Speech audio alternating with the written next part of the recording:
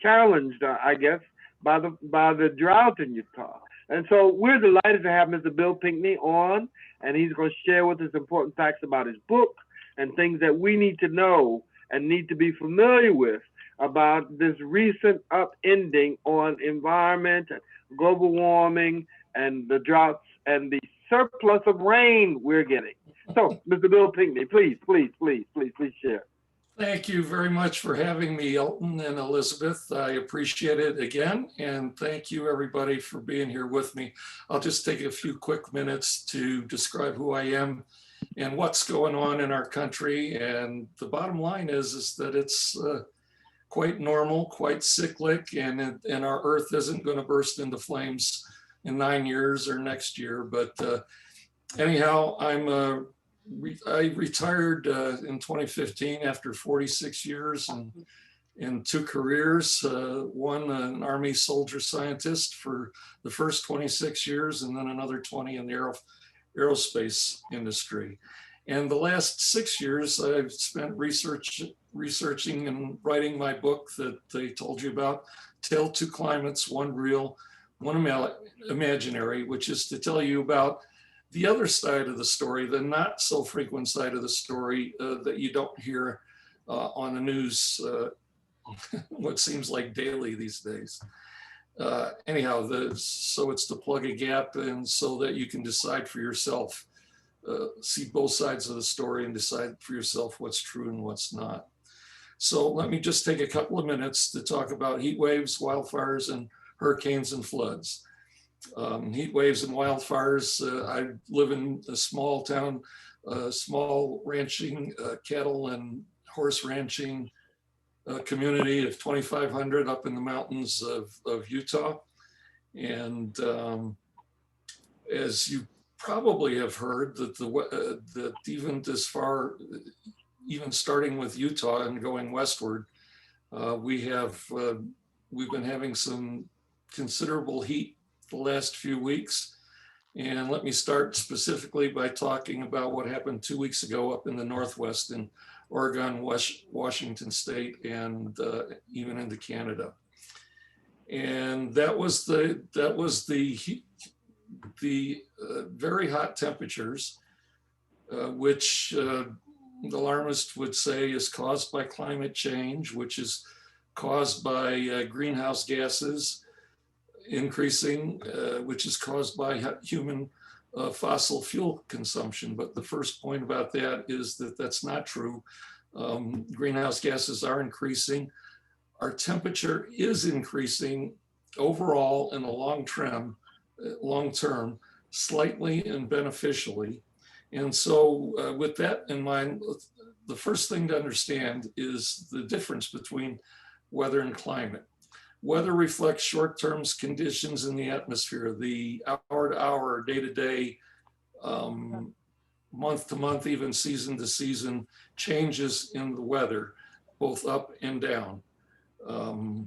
Climate is, on the other hand, is an average daily weather for an extended period of time. And by extended, I mean for at least 30 years or more, the trend in weather over the long term. So what happened 2 weeks ago up in the Northwest in the Portland, Seattle area was temperatures went up quite high into the 116 in Portland and 117 in Salem, Oregon. And that's been on the news and that lasted a few days. But what they didn't tell you is from the peak day when Portland, for example, it went from 116 degrees in the day down to 64 degrees the next morning, a 52 degree drop in temperature. And what they reported on was the intense 116 degree peak temperature the day before. So the point there is that weather goes up and weather goes down, and it's a perfect, the peak temperatures out there were a perfect storm, so to speak, of weather pattern confluence. But it's really business as usual when you look at it over the long term. the climatic term. It's not that unusual. This was a very strong heat wave, but not unheard of, not unprecedented as some would like to have you believe. So that's what I just wanted to say about the extreme heat. Now on the East Coast, which is where you all are, or many of you are, you've experienced some flooding probably as a result of, let's see, what was the name of it? Tropical Storm Elsa this year that was a small hurricane. It was only a level 1 hurricane, came up the Gulf Coast of Florida, crossed over Florida, and then upward, up northeast and eastward along the Atlantic seaboard. And that's probably some of the intense rain that you've experienced. I think it was last week when that hurricane happened. So is that unusual? Is that unprecedented? That was a weather event again. And the fact of the matter is that hurricane metrics, and there's several of them, are flat to trending slightly downward over the long haul. Floods, I mean, if you average the floods on the eastern half of the country and the parched drought out where I am, you average them together and it's fairly typical on average. And that, of course, that doesn't help anybody who's gotten flooded. And my heart goes out to all flooded. I mean, my heart goes out to anybody that's been affected by any of these extremes. But on average, which is what we talk about when we're talking about climate, is that precipitation is on the long term is about average. Droughts are about average. These weather extremes are nothing terribly out of the ordinary. And so that's it in a nutshell on what's been going on this year. Droughts, let me just spend one quick minute on that. They also, I mean, and there is an extreme drought out here in Utah right now. We're not watering our lawns and we're conserving water, but it's not uncommon. 100 years ago, well, almost 100 years ago, we had the Dust Bowl era when droughts were a lot more severe than they have been here this year. We tend not to remember that far back though, but it's a fact. Wildfires, the other thing, and then I'll close real quickly here. Same story. Wildfires have started up again this year. They'll go on through November on the West Coast. And if you look at the 100-year history of wildfire acres burned, they're 10 times lower in this last decade than they were in the decade 100 years ago, 1920s, 1930s. So that's the other side of the story. From, you know, the sky is falling. So if anybody has any questions, I'm happy to take them on, or you can move on. Just as a sidebar, this is Bill's book, The Tale of Two Climates. I don't know if I can get you to see it, but the book outlines, and if anything, if we can do a recharge, if I can get people to commit to the recharge of taking a more accurate and more determined perspective about recycling. I mean, you know, it's all about use of water and sunlight and those kind of things. I mean, you know, because we're the benefactors of some really great treasures when it comes to clean air, clean water, and safe environments. And so we have to be diligent about what that means. I was in my, I mean, do what you have to do. And I mean, these are amazing times.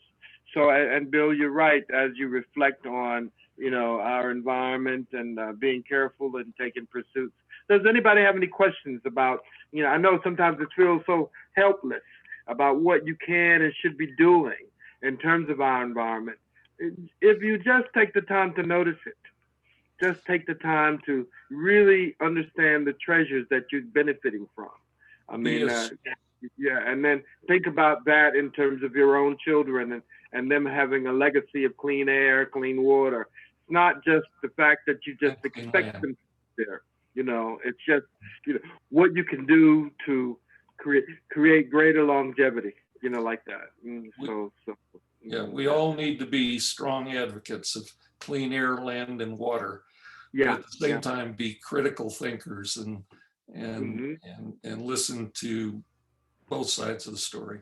Right, right. Are there any questions? Anyone have any questions or comments or descriptions about these things? Because I mean, I know it gets hot here.